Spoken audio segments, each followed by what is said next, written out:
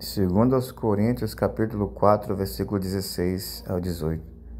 Por isso, não desfalecemos, mas, ainda que o nosso corpo exterior se corrompa, o interior, contudo, se renova de dia em dia, porque a nossa leve e momentânea tribulação produz para nós um peso eterno de glória muito excelente, não atentando nós nas coisas que se veem, mas nas que se não veem, porque as que se veem são temporais e as que se não veem são eternas.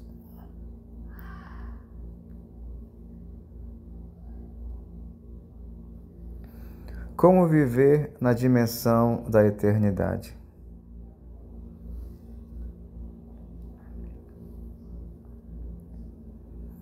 O texto que nós lemos nesta hora se encontra em 2ª carta de Paulo aos Coríntios. Nós sabemos que a primeira carta de Paulo aos Coríntios foi escrita para tratar de assuntos morais específicos na igreja, para esclarecer dúvidas sobre sexo, casamento e questões de consciência. Foi a mais exortativa de todas as cartas que o apóstolo Paulo escreveu.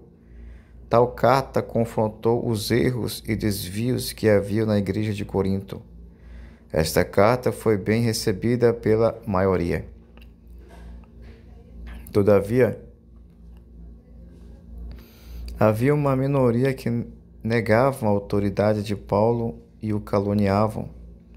Ele então escreveu a 2ª carta direcionada aos Coríntios, justamente para defender sua posição e denunciar aqueles falsos mestres que estavam distorcendo a verdade. Então, o propósito de 2 Coríntios é este: afirmar o ministério de Paulo, defender sua autoridade como apóstolo e refutar os falsos mestres em Corinto. Agora o apóstolo Paulo, em sua 2ª carta aos Coríntios, capítulo 4, versículos 16 e 18, nos ensina a viver na dimensão da eternidade. No mundo em que vivemos, enfrentamos constantes obstáculos. São lutas de todas as formas e em todas as áreas da vida. Não é porque somos servos de Deus que estamos livres de enfrentar aflições. Na verdade, todos os seres vivos enfrentam a adversidade. Jesus falou sobre isso quando disse: no mundo tereis aflições. O sol nasce para o justo e o injusto. A diferença entre quem tem Deus e quem não tem está em passar por aflições, mas sim em qual dimensão estamos vivendo. Nossos pés estão na terra, mas nosso coração está no céu. Vivemos neste mundo como peregrinos, mas estamos a caminho da nossa pátria permanente. Existem pelo menos 3 verdades que saltam ao nosso olho no texto em apreço. Essa verdade nos direciona nessa caminhada rumo à glória. E sobre esta verdade que vamos estudar nessa hora. A primeira verdade: temos um corpo fraco, mas um espírito renovado. 2 Coríntios 4,16. Por isso não desfalecemos, mas, ainda que o nosso homem exterior se corrompa, o interior, contudo, se renova de dia em dia. Nossa fraqueza física é notória e indisfarçável. O tempo esculpe em nossa face rugas profundas. Nossas pernas ficam bambas, nossos joelhos trôpegos e nossas mãos descaídas. Cada fio de cabelo branco que surge em nossa cabeça é a morte nos chamando para um duelo. Ei, deixo de dizer algo sério nesta noite. Querendo ou não, você vai envelhecer. O seu corpo exterior vai se deteriorando com o tempo. Vai aparecer rugas no seu rosto. Seu vigor vai se acabando com o tempo. A beleza vai sumindo. Quem podia com facilidade levar 50 quilos, Se levantar 10, já fica com dor na coluna. Nosso homem exterior, ou seja, nosso corpo, enfraquece-se progressivamente, mas ao mesmo tempo nosso homem interior, ou seja, nosso espírito, renova-se de dia em dia, sendo transformado de glória em glória na imagem de Cristo. Ao mesmo tempo em que o nosso corpo se enfraquece, nosso espírito se fortalece. Na mesma proporção que o exterior se corrompe, o interior se renova. Temos um corpo fraco, mas um espírito forte. É interessante que este verso 16, Paulo começa nos fazendo uma advertência: não desfalecemos. Desfalecer é o mesmo que desistir, desanimar, acomodar. Na nossa vida, enfrentamos lutas, problemas, diversidade que nos levam a pensar em parar. Por essas coisas que passamos, nosso homem exterior começa a se corromper. Mas Paulo nos ensina que devemos nos concentrar na força interior que vem do Espírito Santo de Deus. Efésios 4, 22 e 23 diz que, quanto ao trato passado, vos despojeis do velho homem que se corrompe pelas concupiscências do engano, e vos renoveis no espírito do vosso sentido. Isaías 40, versículo 39 e 40 diz, ou melhor, Isaías 40, versículo 29 e 30 diz: dá força ao cansado, multiplica as forças ao que não tem nenhum vigor. Os jovens se cansarão e se fatigarão, e os moços certamente cairão. Mas os que esperam no Senhor renovarão as suas forças, subirão como águia, correrão e não se cansarão, caminharão, mas não se fatigarão. Ei, mesmo que o seu exterior esteja cansado, fadigado, renove o seu interior na presença de Deus Todo-Poderoso. A segunda verdade: temos um presente doloroso, mas um futuro glorioso. Em 2 Coríntios capítulo 4, no versículo 17, diz: porque a nossa leve e momentânea tribulação produz para nós um eterno peso de glória acima de toda comparação.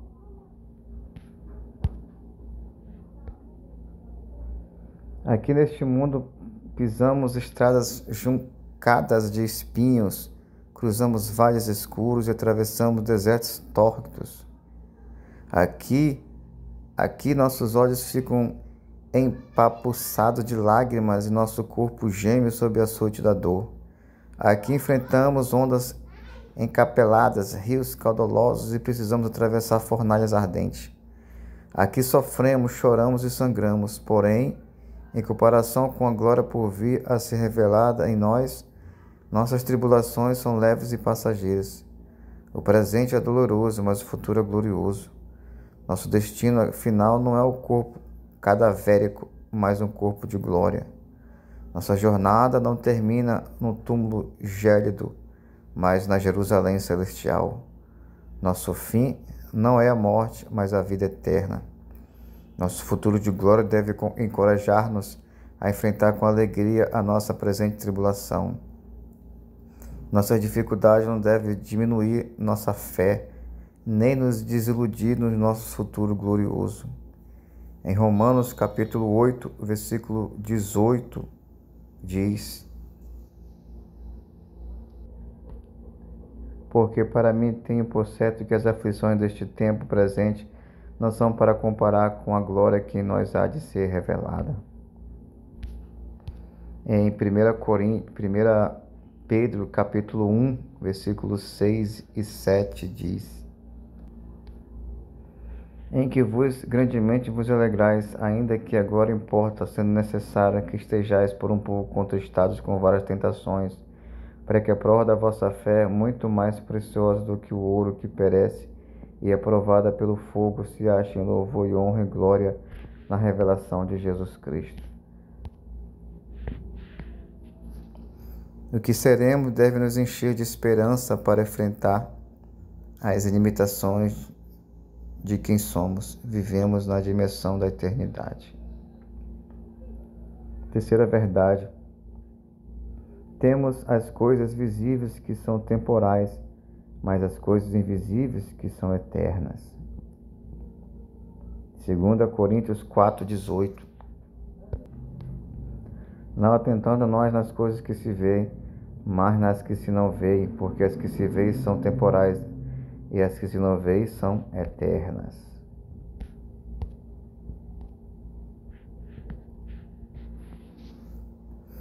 O visível e tangível que enche nossos olhos e tenta seduzir nosso coração é aquilo que não vai permanecer.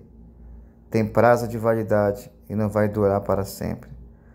O carro do ano é uma maravilha, mas vai ficar velho. A casa nova é uma bênção, mas se não for reformada, no tempo certo ela cai. A conta no banco acaba. A beleza física vai embora com o tempo. Mas as coisas que não vemos são as que têm valor e vão permanecer para sempre. Investir apenas naquilo que é terreno e temporal é fazer um investimento insensato, pois é investir naquilo que não permanece. Investir, porém, nas coisas invisíveis e espirituais é investir para a eternidade. Jesus disse que devemos ajuntar tesouro lá no céu, pois o céu é nossa origem e nosso destino. Não podemos cair no mesmo erro do homem rico que pensou que os celeiros cheios eram uma garantia de futuro para sempre. Em Lucas 12, 19 e 20. O céu é o nosso lar e nossa pátria. Nosso Senhor está no céu. Muitos dos nossos irmãos já foram para o céu e nós, que fomos remidos e lavados no sangue de Jesus, estamos a caminho do céu. Lá está o nosso tesouro. Lá está a nossa herança. É lá que devemos investir o melhor do nosso tempo e dos nossos recursos. Atentar apenas nas coisas que se vê e que são temporais é viver sem esperança no mundo. Mas buscar as coisas que os olhos não veem, nem as mãos apalpam, é viver na dimensão da eternidade, com os pés na terra, mas com o coração no céu. Terminando. Se você quer viver neste mundo uma vida de paz e alegria no Espírito Santo de Deus, viva na dimensão da eternidade. Nós nos estamos aqui de passagem e é claro que enquanto estivermos neste mundo temos que trabalhar, estudar, casar e nos esforçar para dar cada dia uma vida melhor para nossos filhos. Não podemos jamais dizer o que a palavra de Deus nos diz, não diz. E a palavra de Deus não diz para vivermos uma vida de ociosidade. O que a palavra de Deus nos ensina é que a vida não termina aqui. E como lutamos para alcançar coisas visíveis, casa, carro, diploma, e tudo isso são coisas passageiras. Muito mais devemos lutar para conquistar as coisas espirituais que são eternas. Nosso corpo físico um dia volta para o pó, mas nossa alma é eterna e vai continuar vivendo ou no céu ou no inferno. Viva na dimensão da eternidade e não deixe que as lutas e aflições tirem seus olhos do que é principal. Nosso tesouro está no céu. Como disse Paulo em Romanos 8:18, porque para mim estou bem certo que as aflições deste tempo presente não são para comparar com a glória que nós há de ser revelada. Amém.